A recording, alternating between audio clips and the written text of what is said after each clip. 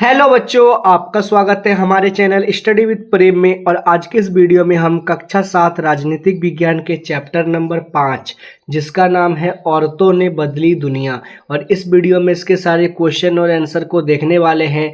आप लोग इस वीडियो को लास्ट तक जरूर देखिएगा। चलिए हम लोग क्वेश्चन नंबर 1 को स्टार्ट करते हैं। तो यहाँ पर क्वेश्चन नंबर 1 क्या है, पहले क्वेश्चन को पढ़िए। हम लोग का नियम है, हम लोग पहले क्वेश्चन को पढ़ते हैं, ठीक है। आपके विचार से महिलाओं के बारे में प्रचलित रूढ़िवादी धारणा कि वो क्या कर सकती हैं और क्या नहीं, उनके समानता के अधिकार को कैसे प्रभावित करती है, ठीक है। तो प्रश्न पढ़ चुके हैं, अब इसका उत्तर लिखिएगा। महिलाओं के समानता के अधिकार को महिलाओं को प्रभावित करने या ना करने के बारे में रूढ़िवादिता इसलिए हो सकती है। तो किन कारणों से रूढ़िवादी हो सकती है? तो पहला है, उन्हें कमज़ोर और मजबूत काम करने में असमर्थ माना जाता है। माना जाता है कि महिलाएं कमज़ोर होती हैं और वो मजबूत काम नहीं कर सकती हैं। इन्हीं कारणों से जो है महिलाओं को पुरुषों से हीन समझा जाता है। वे पुरुष समकक्षों की तुलना में कम वेतन और मजदूरी का भुगतान करती हैं। महिलाओं को जो है पुरुषों की तुलना में कम वेतन दिया जाता है। फिर क्या है, उन्हें उतना सामर्थ्य नहीं मिलता है जितना लड़कों को मिलता है। मतलब लड़कों को जिस प्रकार का अवसर प्रदान किया जाता है उतना लड़कियों को नहीं मिलता सामर्थ्य, ठीक है। फिर क्या है, उन्हें उच्च अध्ययन के बजाय शादी को अपने भविष्य के रूप में देखने के लिए प्रोत्साहन किया जाता है। मतलब जो लड़कियां होती हैं उनको आगे की पढ़ाई ना कर शादी करने और भविष्य को रूप में देखने के लिए प्रोत्साहित किया जाता है। फिर क्या है, उन्हें समान काम के लिए पुरुषों को समान भुगतान नहीं किया जाता। मतलब जो भी महिलाएं काम करती है ना, अगर मान लेते हैं किसी पुरुष को वेतन मिलता है 1000 तो महिलाओं को 500 या 600 ही मिलता है। यही इसका अंतर है। फिर लास्ट में क्या है, उन्हें घरेलू काम उनकी प्राथमिकता के रूप में सौंपा जाता है। जो महिलाओं को जो है घरेलू काम प्राथमिकता के रूप में सौंपा जाता है और उन्हें विशेषकर घर के कामों को ही दिया जाता है और उन्हें बाहर के कामों को नहीं करने दिया जाता है, ठीक है। तो क्वेश्चन नंबर 1 क्लियर है, समझ चुके हैं आप लोग। इसको कॉपी में लिखते हुए चलिएगा। आगे बढ़ रहे हैं क्वेश्चन नंबर 2 की ओर। तो क्वेश्चन नंबर 2 का पहले क्वेश्चन पढ़िए। कोई एक कारण बताइए जिसकी वजह से राजसुंदरी देवी, रामाबाई और रुकिया हुसैन के लिए अक्षर ज्ञान इतना महत्वपूर्ण था। तो ये जो 3 महिलाएं हैं जिनका नाम है राजसुंदरी देवी, रमाबाई और रुकिया हुसैन के लिए अक्षर ज्ञात करना क्यों महत्वपूर्ण था, चलिए इसकी वजह को हम लोग बताते हैं। तो तीनों का वजह बताना पड़ेगा हम लोग को।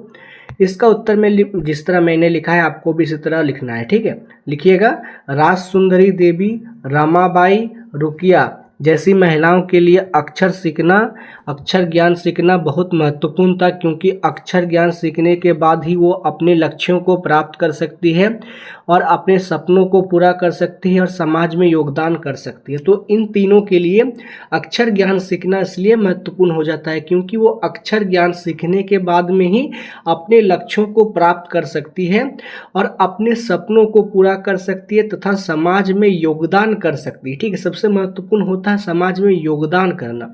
जितना ज़्यादा आप समाज में योगदान कीजिएगा आपका नाम उतना ज़्यादा प्रसिद्धि प्राप्त करेगा, ठीक है। तो राजसुंदरी देवी जी के बारे में क्या है, अमर जीवन नाम की पुस्तक लिखी, अपनी आत्मकथा एक भारतीय महिला द्वारा लिखी गई, ठीक है। तो राजसुंदरी देवी जी हैं, उन्होंने अमर जीवन नाम का एक पुस्तक लिखा था, अपनी आत्मकथा एक भारतीय महिला द्वारा लिखी गई। फिर रमाबाई, तो जो रमाबाई हैं उन्होंने खेड़ा गांव में एक मिशन स्थापित किया। जो रमाबाई जी हैं उन्होंने खेड़ा गांव में एक मिशन स्थापित किया जहां विधवाओं और गरीब महिलाओं को बढ़ईगिरी से लेकर प्रिंटिंग प्रेस चलाने तक का कौशल सिखाया जाने लगा। जो रमाबाई हैं उन्होंने विधवा और गरीब महिलाओं को बढ़ईगिरी से लेकर प्रिंटिंग प्रेस मशीन चलाने तक का कौशल सिखाया, ठीक है। फिर रुकिया हुसैन क्या है, तो रुकिया हुसैन उन्होंने 1910 में कलकत्ता में लड़कियों के लिए स्कूल शुरू किया और इस तरह अन्य लड़कियों को शिक्षा प्रदान करने में मदद मिला, ठीक है। तो इन तीनों जो महिलाएं थो इनके लिए अक्षर ज्ञान प्राप्त करना क्यों महत्वपूर्ण था इसके बारे में हम लोग देख चुके हैं और समझ भी चुके हैं। तो क्वेश्चन नंबर 2 हो गया। आगे बढ़ेंगे क्वेश्चन नंबर 3 की ओर। तो क्वेश्चन नंबर 3 है, निर्धन बालिकाएं पढ़ाई बीच में छोड़ देती है क्योंकि शिक्षा में उनकी रुचि नहीं है। पृष्ठ 56 से 57 द्वारा दिए गए अनुच्छेद को पढ़कर स्पष्ट कीजिए क्या ये कथन सही क्यों नहीं है। तो ये कथन सही क्यों नहीं है इसके बारे में हम लोग बताएंगे, ठीक है। इसका उत्तर में लिखना है आपको, निम्नलिखित कारणों से ये कथन सत्य नहीं है। तो ये कथन क्यों सत्य नहीं है देखते हैं। पहला कारण है खासकर आदिवासी ग्रामीण समाज इलाकों में कोई सुविधा नहीं है। मतलब जो ग्रामीण समाज होता है ना, वहाँ पर आदिवासी जो लड़कियाँ होती हैं उनको शिक्षा के लिए कोई सुविधा नहीं प्राप्त होता है।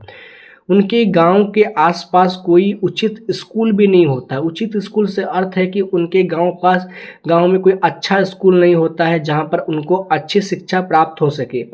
स्कूल में कोई शिक्षक भी नहीं है। स्कूल में शिक्षक होते हैं, वहीं शिक्षक होते हैं जो कम पढ़े लिखे होते हैं, ठीक है, वो उनको अच्छा ज्ञान प्राप्त नहीं करा सकते हैं। फिर क्या है आगे, स्कूल जाने के लिए कोई परिवहन सुविधा नहीं है जो आमतौर पर बहुत दूर है, और अगर स्कूल है भी तो बहुत दूर में है। उदाहरण में हो सकता है कि 10 किलोमीटर के बाद हो। 10 किलोमीटर तक किसी को डेली चलना पॉसिबल नहीं है, और वहाँ तक स्कूल जाने के लिए कोई परिवहन का साधन भी नहीं है। फिर क्या है, स्कूली खर्च उठाने के लिए परिवार बहुत गरीब है। देखिए, अगर आप दूर के इलाकों में पढ़ने जाते हैं तो स्वाभाविक सी बात है कि आपको उसमें खर्चा करना होगा। और जो आदिवासी होते हैं ना, आदिवासी होते हैं, छोटे लोग होते हैं, गरीब होते हैं, जो लोग पैसे जिनके पास नहीं होते हैं, वो स्कूल का खर्चा उठाने में समर्थ नहीं होते हैं। फिर क्या है आगे, जाति पंथ धर्म लिंग के आधार पर भी भेदभाव किया जाता है, क्योंकि जो ग्रामीण क्षेत्र होता है, निर्धन बालिकाएं होता है, उनके साथ जो है जाति धर्म लिंग पंथ के आधार पर भी भेदभाव किया जाता है। फिर लास्ट में क्या है, केवल शिक्षा के लिए लड़कों को ही प्रोत्साहित किया जाता है, ठीक है। ये कथन भी बिल्कुल सत्य है। तो क्वेश्चन नंबर जो 3 था उसके प्रश्न का उत्तर ये हो जाएगा, इसको आपको लिखना है, ठीक है। क्वेश्चन नंबर 3 समझ चुके हैं आप लोग। कमेंट जरूर कीजिएगा कि आपको समझ में आ रहा है कि नहीं आ रहा है। अगर कोई बदलाव कराना है तो इसके लिए भी कमेंट कीजिएगा। क्वेश्चन नंबर 4 की ओर आगे बढ़ेंगे। क्वेश्चन नंबर 4 है, क्या आप महिला आंदोलन द्वारा व्यवहार में लाए जाने वाले संघर्ष के 2 तरीकों के बारे में बता सकते हैं। महिलाएं क्या कर सकती हैं और क्या नहीं। इस विषय में आपको रूढ़ियों के विरुद्ध संघर्ष करना पड़े तो आप पढ़े हुए तरीके में से किसका तरीका का उपयोग करेंगे।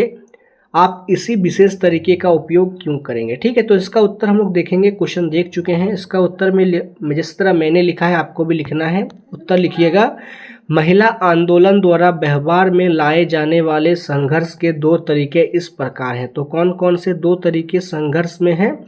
तो पहला तरीका है नुक्कड़ या नाटक गीत और जनसभा के माध्यम से जागरूकता बढ़ाना, ठीक है। फिर सेकंड नंबर में क्या है, सार्वजनिक रैलियों के माध्यम से विरोध और अन्याय का ध्यान आकर्षित करने का शक्तिशाली तरीका। तो कौन कौन से 2 तरीके हैं। पहला तरीका हो जाएगा नुक्कड़ नाटक।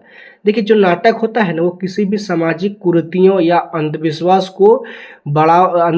को उजागर करने का सबसे आसान तरीका नाटक हो गया, गीत हो गया और जनसभा, ठीक है। फिर क्या है, हम लोग रैली निकाल सकते हैं और अन्याय के ध्यान में विरोध के लोगों को आकर्षित कर सकते हैं। मैं जागरूकता बढ़ाने का उपयोग करूंगा, क्योंकि मुझे लगता है कि उल्लंघन एक न्यायोचित तरीका नहीं है, ठीक है। तो क्वेश्चन नंबर 4 भी क्लियर है, छोटा सा आंसर है, आप लोग समझ चुके होंगे। और इसी के साथ हमने जितने भी सारे इस चैप्टर के क्वेश्चन आंसर से सभी को देख और समझ लिया है। अगर आपको वीडियो पसंद आए तो आप इस वीडियो को लाइक कीजिए, हमारे चैनल को सब्सक्राइब कीजिए। मिलते हैं आपके साथ किसी नेक्स्ट वीडियो में। जय हिंद, जय भारत।